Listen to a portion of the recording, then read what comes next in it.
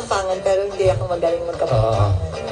Okay, ang next na awit ay walang iba kundi si Nance Del Rosario. Ayan. Ang ating kaibigan na...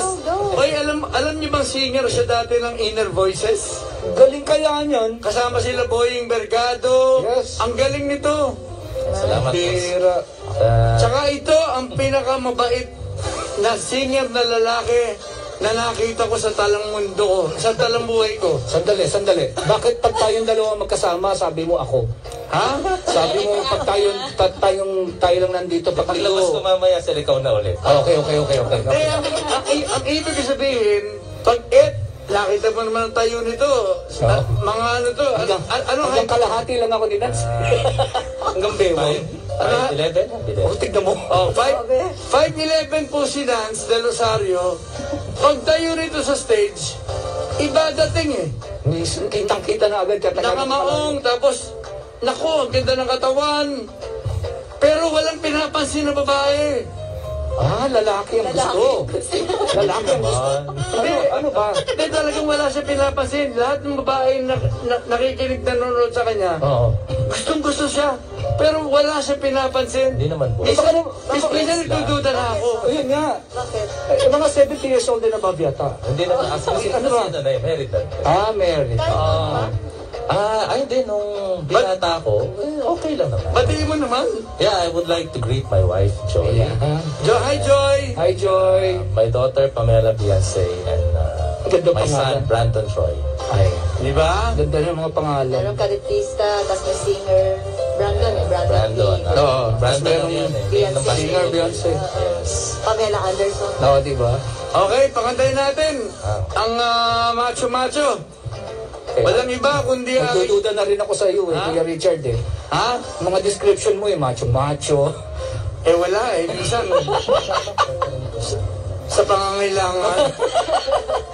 So sir, before I sing this song, yung kaninang nagsabi na Melvin Colliantes from Olongapo City is actually the composer of this song that I will be singing. Ito, Melvin Colliantes, congratulations. And actually... Nakikinig ba? Yes, nakikinig siya. Actually, Hi, Melvin. he was 50-50 last year. Talaga? And then, nung dinala ko siya sa hospital, I thought na talagang wala na halos. Ano sakit? Pwede ba sabihin? Na-stroke siya. Na-stroke siya. Pero now, he's alive and kicking. He's okay. Ayan. And then, yung promise, God bless. yung God promise bless ko sa you. kanya, since 1994, dati kasi sumali kami sa band competition, guitarist ko siya, kami nag-champion sa Olongapo City. Yung promise ko sa kanya na itong song na to, i-release ko as much as I could. Ito ba yung pinakilala mo sa aking gitarista? Hindi pa. Hindi pa yun. So, this will be released soon, hopefully this February. Sa YouTube. Spotify, iTunes. And dito ka lang first kakantayin sa program. Wow.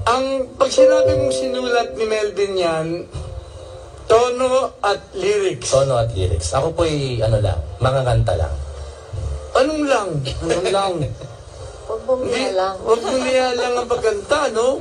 Ang isang kanta ay walang kwenta kapag wala yung magre-render, ikaw nga yung mag-deliver. Yes. Kasi pag walang mag-deliver, ano yan? Poem. Anong ibig mong sabihin? Grab ba yan? Grab? Or lala. Lala. Okay. Okay, ladies and gentlemen. Itong song na to, boss, is about sa mga martir na magmahal. Ayan, tamang-tama sa atin yan. Martir na magmahal, parang si May Uy yan. Ayan. Kahit wala na, patuloy pa rin minamahal. Kahit wala na, hindi, buhay pa eh. Hindi po pa naman. Pero sabihin, wala na sa feeling niya. Andun pa sa piling niya eh. Siya pa rin ang mahal. Ako ngayon. Napapag-isipan ko yan. I-dedicate mo kay Lisa. Yeah, dedicated. Hindi, pag-isipan ni Lisa kung i-absorb nyo, bahala ka sa buhay nyo. Okay, ladies and gentlemen, please welcome sa OPM sa DWIC 882, walang iba kundi si Nance Del Rosario.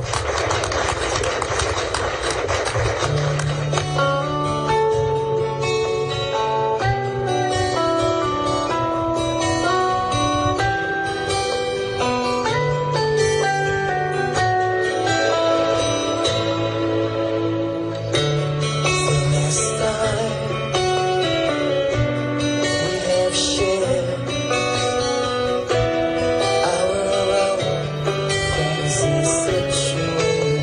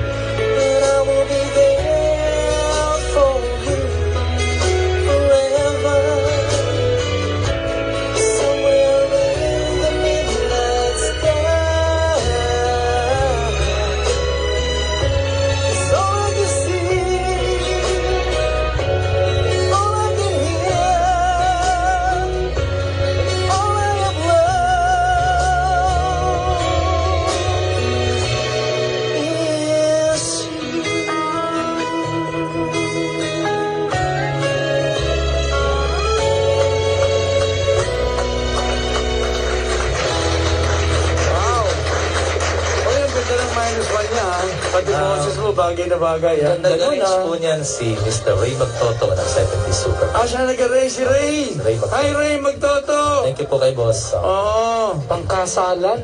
Ha? Pangkasalan ng dating. Pwede, no? Mismo. Actually ngayon, minimix pa lang niya yung song with the vocals na Hindi ba nakamix yan? Hindi pa. Talaga? Raw Ayun, ha? minus 1 pa lang yun. Raw minus 1. Anong kulang niyan? Asin? Pepper? Paminta. Paminta pa. Okay. I would like to thank si Ray Almenario Jr. sa kanila ako nag-record ng vocals. Kasi hindi ako makapag-record ng vocals sa house ni Sir Ray Magtoto. So, send ko na sa... Pasalamat ka rin sa misis mo kasi pinayagan ka pumunta rito. Oo. Thank you. Oo, sabi ni Gina San Luis. Gina San Agustin. Oo.